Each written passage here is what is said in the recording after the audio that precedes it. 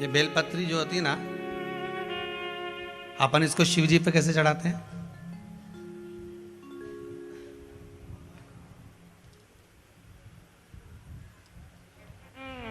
जैसे ये शिवलिंग है, ठीक है, और ये बेलपत्री को अपन ने शंकर जी पे चढ़ाया, इसी तरह चढ़ाते हो ना आप लोग, शिव जी पे चढ़ाया।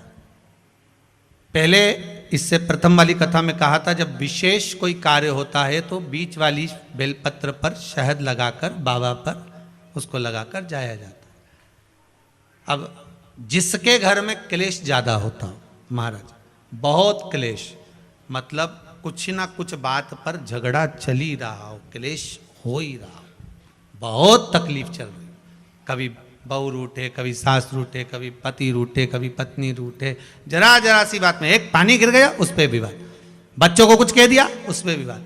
तो ये जो बेलपत्री की ये जो भाग होता है, इस बेलपत्री का जो डंडी का जो भाग होता है, इस भाग को, बेलपत्री के इस भाग को महाराज, ऐसी कैसी बेलपत्र, बस ये भाग को बेलपत्री के वृक्ष के नीचे शहद लगाकर इस पत्ती पर ऐसे ही बेलपत्री की जड़ में उस भाग को लगाकर या रख के आ जाइए। केवल एक ही बार करना, किसी भी प्रदोष पर कर लेना महाराज।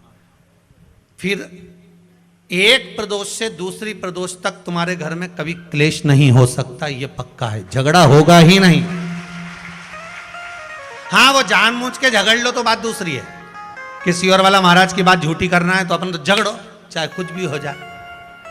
अब भाई कई लोग तो होते हैं विरोध में खड़े होने वाले, तो उनका मन, इनने किया अपन को नहीं करना, जा अपन को नहीं करना।